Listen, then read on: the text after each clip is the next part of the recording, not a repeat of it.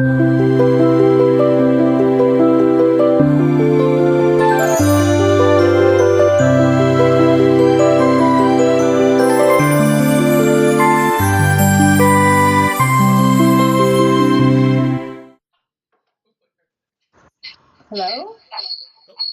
hello, can you see us and hear us okay? Can, yes. Perfect. Well, as I know it's probably a little dark in here, we do have a whole slew of teachers, all sorts of different subject areas, and so I know we're pressed for time and they'd rather hear from you than me. So I'll be quiet. I'll just let you kind of jump in and do your thing here. I told them if they have questions, obviously, to feel free to reach out, and I have all your resources and everything else linked. But I'll get my bald ugly mug out of the way and just let you rock and roll here. So thanks again for jumping on this call early this morning. Absolutely. Well, good morning. It's very early. My name is Melanie Boyer, and I'm calling from Monticello, which is the home of Thomas Jefferson. In my role here at Monticello, I am the manager of digital learning, which is a relatively new position. I guess I've been here about 5 years in this position. And I'm in charge of our electronic field trip program, which I was going to show you a little bit of this morning and the time that we have, and hoping that it might be something you're interested in signing up your students for. So um, what grades do y'all teach? Let's do a raise your hand thing. Let's do a raise your hand thing. How about, are y'all all middle school, middle and high school, or some elementary too? This is Okay, all junior high in this group. perfect. Okay, that's kind of the target audience for our field trips. And I know you may not all teach history or social studies, but we actually do field trips with other classes as well. The thing about Thomas Jefferson and what we teach here at Monticello is we can tie it into a lot of different topics. We've actually had teachers on site for fellowships who were math and science teachers. And so that's another thing that we offer that I don't think I sent the resources for that, but we have on-site fellowships for teachers. And I don't know if we've ever had a teacher from Iowa attend. So, hey, I've already got your summer plans lined up for you. Um, but let me talk a little bit about the electronic field trips, which is why we're here. So I'm going to just talk at you for a few minutes, and then I will leave time for questions. But I wanted to show you a little bit about what we do. Um, our electronic field trip program we've been doing for about a year now. We've reached through Skype in the classroom about 8,000 students, which is really cool because we're a relatively small historic house in Virginia. Have any of you ever been here? I just usually like to ask that too. Anyone? Probably not, right? Oh, wow, really? Oh, that's awesome. So yeah, we are the home of Thomas Jefferson, a historic house museum, but we actually have a pretty robust education department. We see on site about 60,000 school kids every year, which is a large chunk of our visitation. We not only teach about Thomas Jefferson and his accomplishments, but we also are really trying now to reveal more of the stories of the enslaved people that lived here at Monticello. So we offer two electronic field trips for students and teachers. One is a more generic one on Jefferson and Monticello, which covers things like Jefferson as the founding father, Jefferson as the founder of our nation, author of the Declaration of Independence. We also talk about slavery on that one because that's a huge part of Jefferson's life and legacy. And we talk about Monticello as an architectural icon, using a virtual tour, using Google Street View. The other field trip that we offer is on slavery at Monticello. And we talk about not only the huge paradox of Jefferson's life, him as a slave owner, someone who wrote, "All men are created equal," yet owned over 600 people in his lifetime. We talk about that, but then we also try to bring it a little bit into the present day, the legacies of slavery and how that's still playing out in American society today. So that's something that's really important for us to talk about, mainly because as a plantation, we're one of the best documented Southern plantations, thanks to Jefferson and his meticulous record keeping. So we know a lot about the enslaved people that lived and worked here and the families that lived here. So those are the two ones that we offer. And usually when we're doing an electronic field trip, the way we start out right now, unlike some museums, we're not doing kind of a GoPro type tour right now, mainly because of two reasons. We don't have great internet connection in the house. It's a historic house. I mean, we have, electricity and lighting in there, but we don't have you know, a very good internet. It's all wireless, so it's kind of hard. We drop connection sometimes. Another reason is because we have tours that run sometimes every 5 minutes throughout the house. So we found the best way to kind of show students Monticello is using our Google Street View, which I'll do for you now. I'll kind of share our screen and go through about, I don't know, 5 or so minutes of like what we would talk about on a virtual tour. Sound good?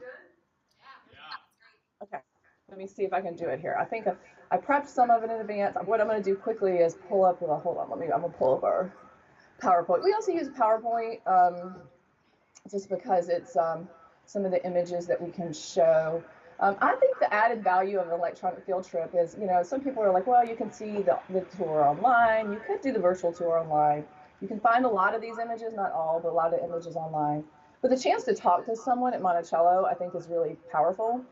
You know, this is what we do day in and day out, and we really have a lot of people on staff here who are really kind of experts. I mean, in Monticello and Jefferson, and so I think that the value for teachers in getting to talk one-on-one with someone at Monticello is really fantastic, especially given that this is free.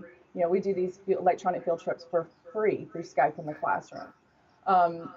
And we, hold on, let me pull it up here. I'm talking and pulling it up at the same time. Share screen. Okay. All right, we're getting ready to share. You'll see yourselves. This is when all the students wave at us. They're like, hi. I'm like, hey. So I generally will start with just kind of a nice beauty shot of Monticello.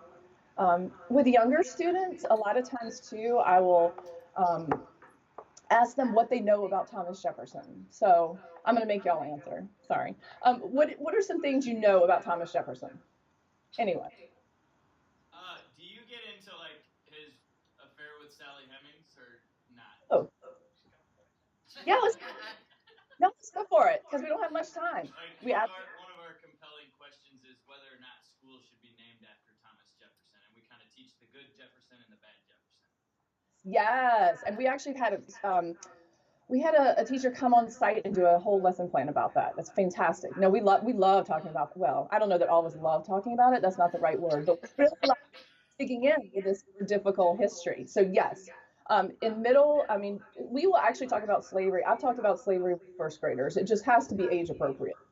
You know, we would not talk about that with elementary, but once we get to middle school, you know, we'll talk into it. We'll dive into it. We talk about issues of consent. You know, could Sally Hemings consent to a relationship? You know, she was a slave. She was property. We talk about issues like race. Jefferson's ideas on race and what he wrote about African Americans, because a lot of that is really difficult and uncomfortable and yucky. But I think it's important to talk about. Same things with some. We've had people say, "Was he a racist?" You know, we're pretty upfront about those issues. If teachers are willing to go there, we're definitely. I mean, the good thing about the electronic field trips is we have that play back and forth with teachers and students, so we can kind of go where they want to go. But yeah, I mean, we're ready to dig into those kind of difficult topics. So yeah, that's something that a lot of our guides, well, we feel that it's really important to talk about. And we find that the adults have more of hang-ups talking about it than students sometimes, which y'all probably know as teachers. So, you know, it's something that we do talk about. But we're also mindful of, you know, age appropriate, you know.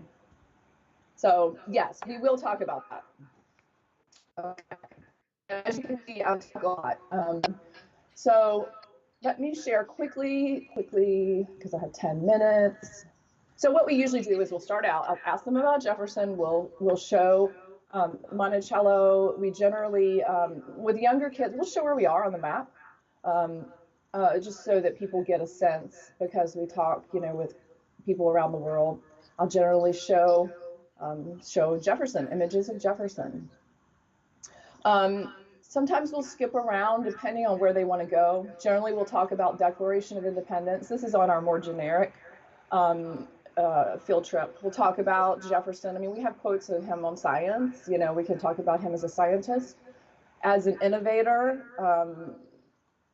we'll talk about, he designed his own gravestone, big accomplishments of his presidency, like, the Lewis and Clark expedition, which, and the Louisiana Purchase, Lewis and Clark Louisiana Purchase. That's something we'll talk about a lot, because we find that that's in the curriculum in a lot of places, a lot of schools across the nation. We talk about his land ownings. He was one of the largest slave owners in Virginia, and also had land ownings of 5,000 acres. So to give kind of a broader picture that it wasn't just the house. A lot of different ways we can go, with our field trips. Generally, we will try to show a little bit of the inside of the house. I hope is my picture catching up with as fast as I'm talking? Am I tracking here, or are we kind of lagging? It's okay.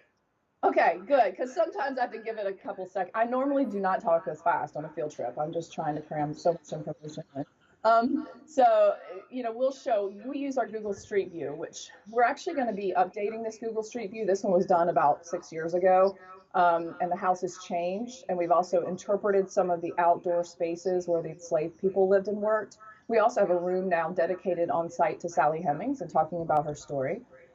So that's going to coming soon. So if you have a field trip with us later, probably in the next school year, we'll have it.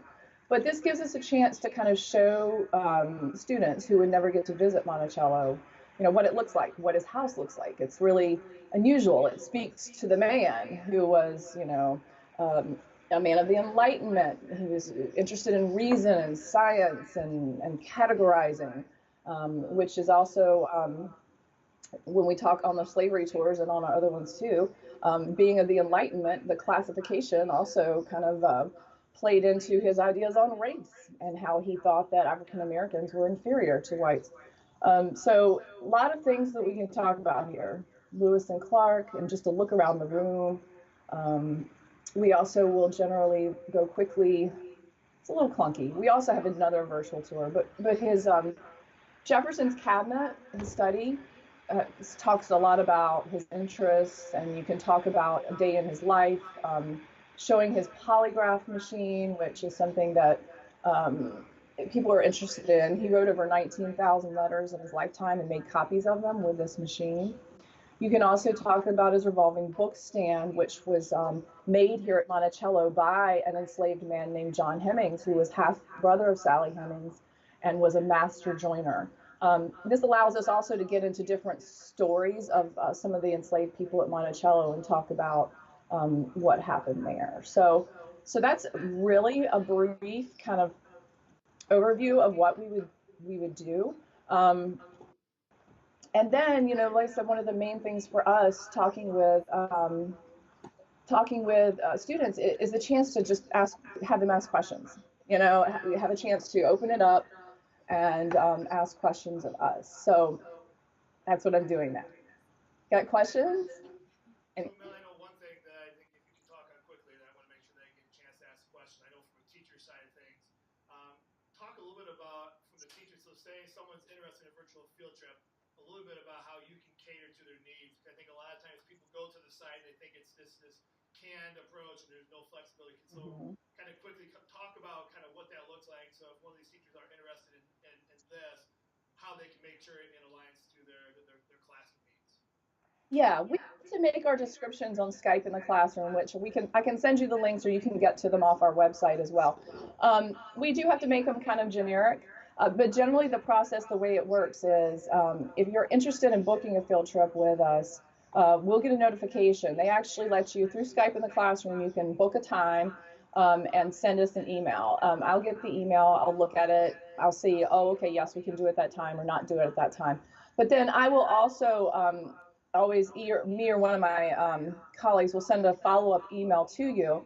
And we also link to a survey that we've created on SurveyMonkey, and it will say, if you want us to cater the field trip to your class, please let us know and fill out this survey, which gives you a chance to say, this is what we're studying, this is what I'd like to know. We generally try to get as much of that information in advance so that we can be prepared. I mean, we've had teachers say, I'm an ESL teacher. I teach mostly non-native English speakers. we would like to talk a little bit about this, that, this, that. We've had them say, we are reading the book Jefferson's Sons, which is a historical fiction about Jefferson's sons with Sally Hemings. Can you please talk to that a little bit? And as best as we can, we definitely try to cater to the teachers and the curriculum. Yeah.